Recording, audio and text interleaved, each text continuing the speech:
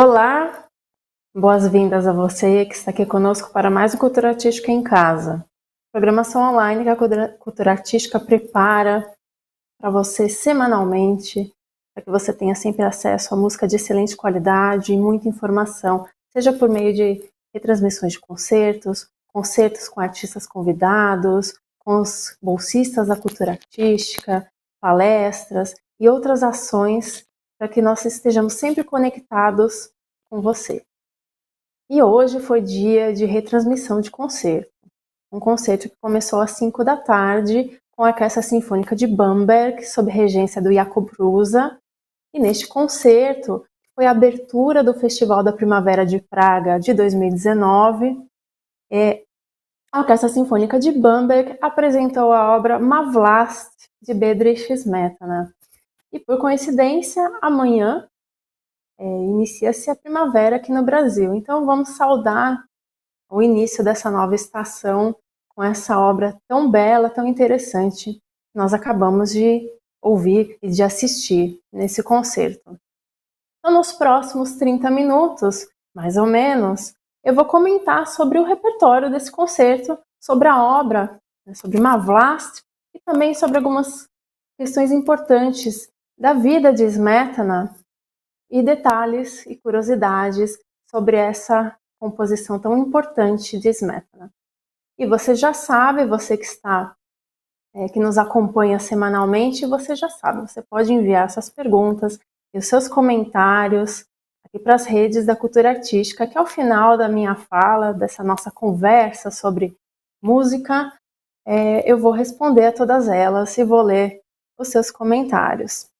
Também gostaria de lembrar, está aí na tela, as redes da Cultura Artística. Então, se você não nos segue, ou no Instagram, ou no Facebook, ou no YouTube, siga-nos em todas essas redes. Aí nós estaremos conectados e vocês não vão perder nada da nossa programação.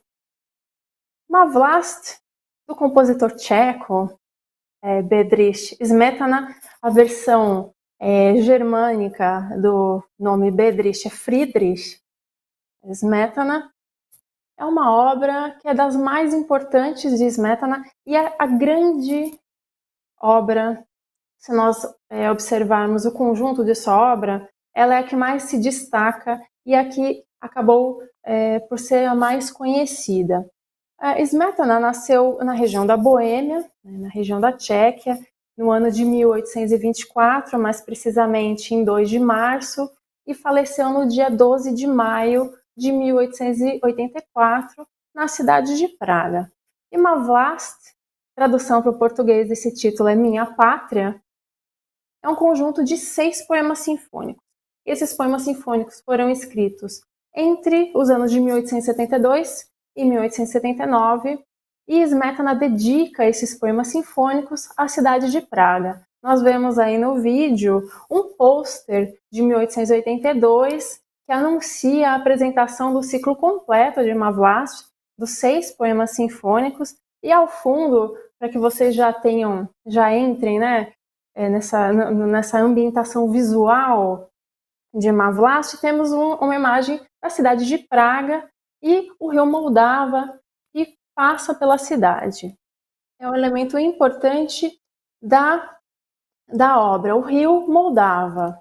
Muito bem. Então, Smetana vai descrever em Má vlast, em Minha Pátria, o quê? As paisagens, as histórias e lendas da Boêmia. E cada poema sinfônico ele tem uma temática específica.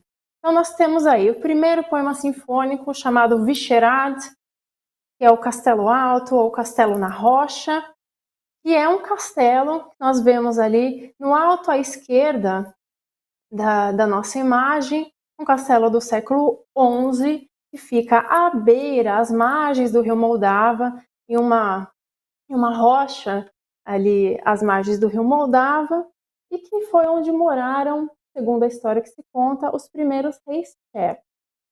Este poema sinfônico, ele retrata a glória, o esplendor da Boêmia, as conquistas, os torneios, as batalhas, e também, mais ao final da obra, a queda e a ruína sobrevieram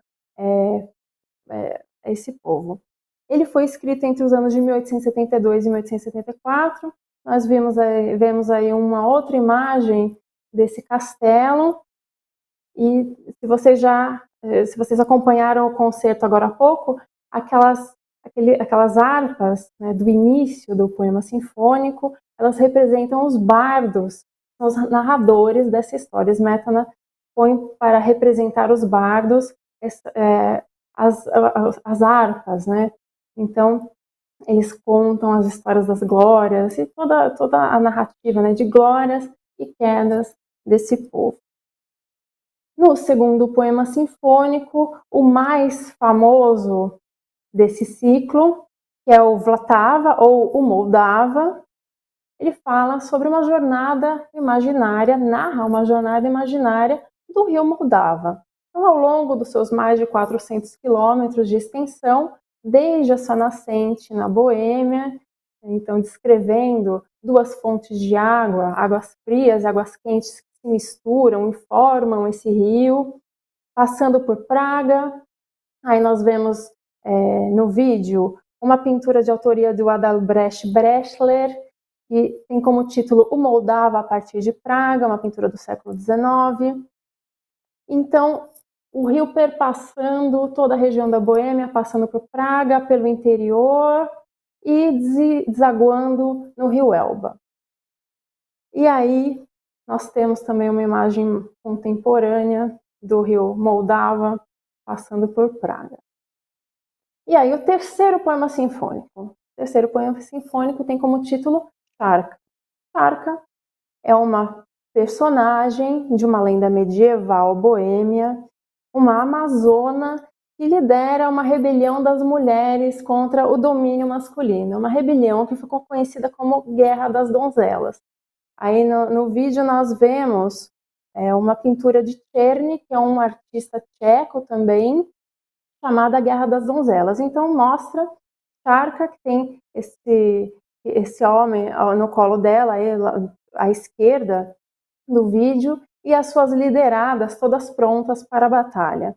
Então, este poema sinfônico, terceiro, Charca, foi concluído em fevereiro de 1875. O segundo foi concluído em 1874 e 1875. Então, os primeiros poemas sinfônicos que Smetana escreve, ele faz praticamente um em sequência ao outro.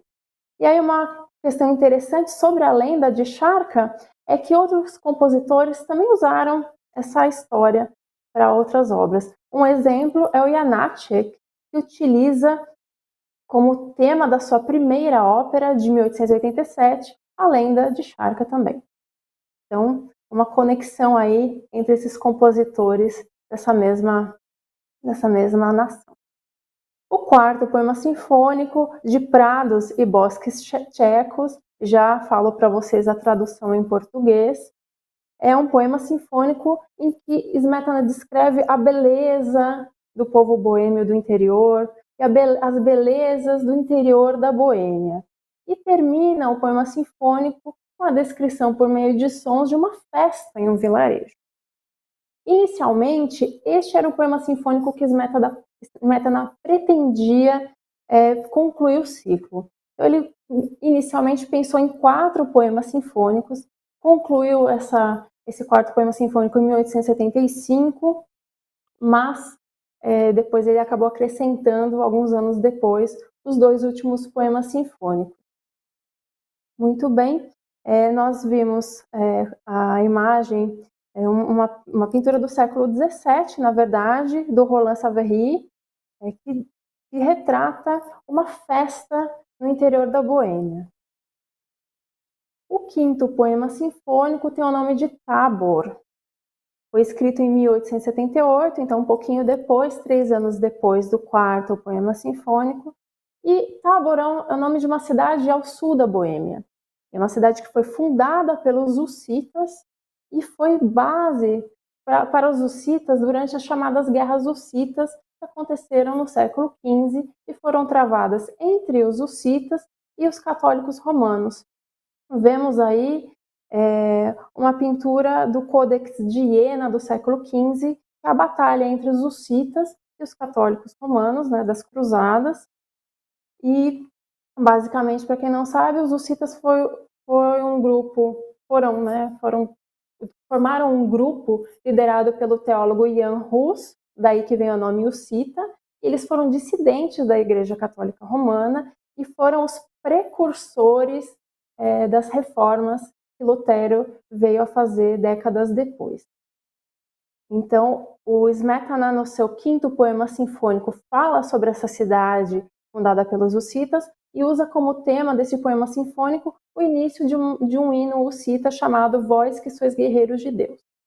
E aí, para concluir este ciclo, nós temos o 6º poema sinfônico chamado Blahnik, que foi concluído no ano de 1879 e narra uma lenda. Vemos aí uma ilustração dessa narrativa, também pelo mesmo artista, pelo Czerny. Essa é uma ilustração de 1898, em que ele retrata essa lenda que se dá, né, que acontece no Monte Blahnik, que é o do exército, o grande exército de São Venceslau, que é o padroeiro dos tchecos.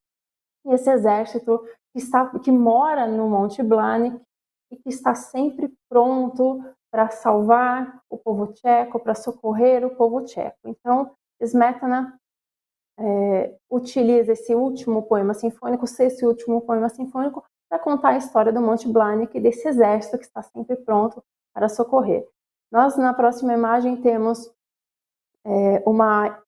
podemos ver o Monte Blahnik, de uma visão total ao fundo, este monte. E na próxima imagem também um pequeno detalhe desse monte, que é um observatório que lá está. Então, caso algum de vocês vá até a República Tcheca, pode ir até o Monte Blahnik e acessar esse observatório também. Algo interessante aí, né, nós vimos algumas imagens de artistas tchecos, o Smetana falando sobre histórias de sua terra, de sua pátria.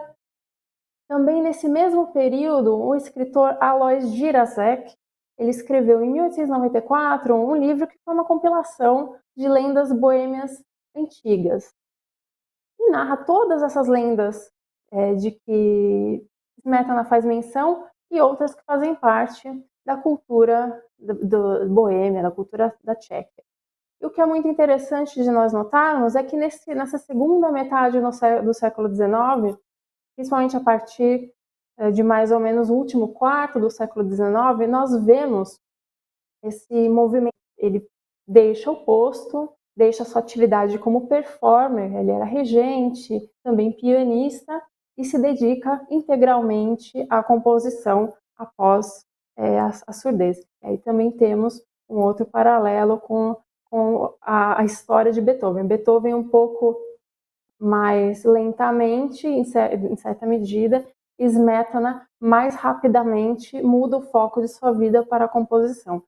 Eu comentei sobre uma convergência das artes da região da Boêmia no final do século XIX, em que nós percebemos, né, as artes visuais, a literatura e a música caminhando juntas com relação a esse movimento nacionalista, esse movimento de mostrar as belezas do povo tcheco, as histórias e as lendas, e aí não só para o próprio povo tcheco, mas também para o mundo.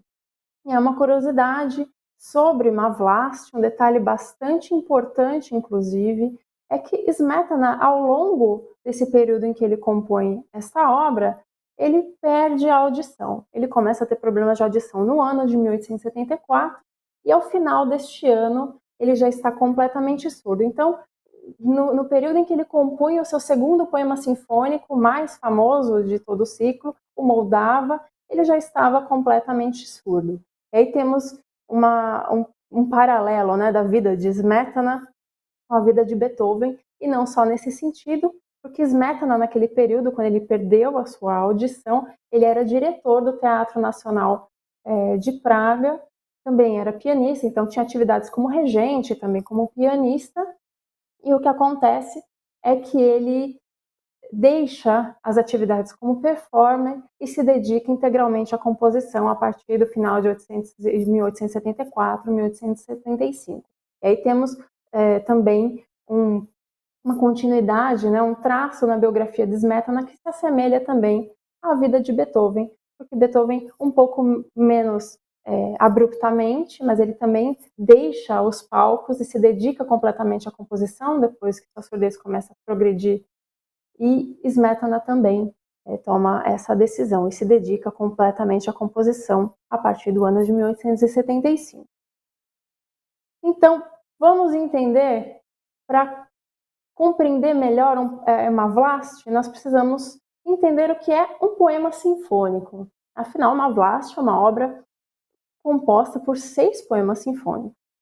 Basicamente, o poema sinfônico é uma forma narrativa de composição e é uma narrativa sonora que geralmente é baseada em uma obra literária. Pode ser um poema, pode ser um romance, pode ser uma lenda, como no caso de Smetana em alguns desses poemas sinfônicos. E esses textos são chamados de programas. E aí nós temos um outro termo musical que surge também e que está atrelado a essa ideia da descrição por meio de sons, que é música programática. Quem utiliza pela primeira vez esse termo é Liszt. Nós vemos aí no nosso vídeo à direita, esse senhor olhando para a direita, para assim, distante à direita, é Franz Liszt, e ele define a música programática como um prefácio aposto a uma peça de música instrumental para dirigir a atenção do ouvinte a uma ideia poética do todo ou a uma ideia específica, uma parte especial dessa peça e dessa narrativa.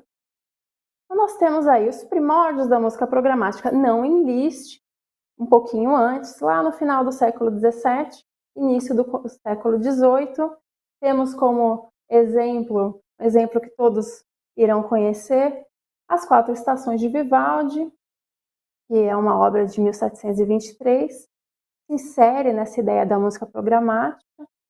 E aí, no século XIX, temos em Beethoven aquele que retoma essa ideia da descrição de um evento por meio de sons.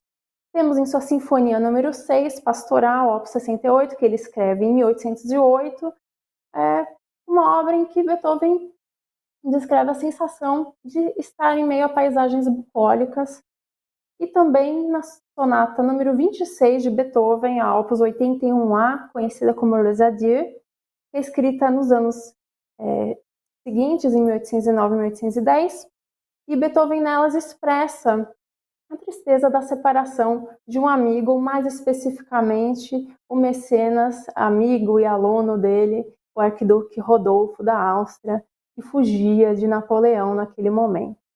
Então, as semelhanças entre Beethoven e Smetana não estão apenas na questão da surdez, mas também nessas evocações de paisagens e de cenas e de ideias, nas descrições e nas narrativas a partir dos sons. E aí, com relação ao poema sinfônico como gênero, que é o foco da nossa noite, o foco do nosso concerto, ele teve os seus primórdios em Beethoven também, né? E mais especificamente em 3 aberturas de Beethoven, a abertura Coriolano, a Egmont e a Leonore número 3, que tratam de eventos dramáticos. Vocês podem pesquisar a história delas, e é a partir de Beethoven que a gente tem essa gênese, né, da ideia do poema sinfônico. E aí temos também na nossa tela, abaixo à esquerda, Mendelssohn, e ao lado dele, Berlioz. São 2 compositores que seguem os passos de Beethoven em suas aberturas, descrevendo cenas dramáticas, mas o poema sinfônico é definido como gênero por Liszt, que escreve 12 poemas sinfônicos entre os anos de 1848 e 1858. E por que Liszt é tão importante no nosso contexto aí de uma Vlast? Não é só porque ele define, institui e explora o gênero poema sinfônico, as narrativas sonoras, mas porque existe uma conexão entre Liszt e Smetana. Smetana foi um prodígio ao piano, ele fez os seus primeiros concertos por volta dos 6 anos, e ele tinha Liszt como seu grande ídolo. Liszt, grande pianista também, além de compositor, enfim. E no ano de 1845, Smetana escreve no seu diário uma frase muito interessante, que, assim, com a graça e com a ajuda de Deus, ele queria ser como Liszt ao piano e como Mozart na composição. Em 1845, nós temos aí um período conhecido na vida de Liszt como listomania, entre 1839 e 1847, em que Liszt foi um virtuoso itinerante, fez concertos por toda a Europa e alcançou uma fama que hoje em dia a gente observa nas carreiras dos grandes pop stars e dos grandes rock stars. Ele foi um fenômeno de público e ficou extremamente conhecido. Então, nesse momento, Smetana escreve, né? O grande ídolo de Smetana era Liszt. E aí, Smetana tem várias questões, né?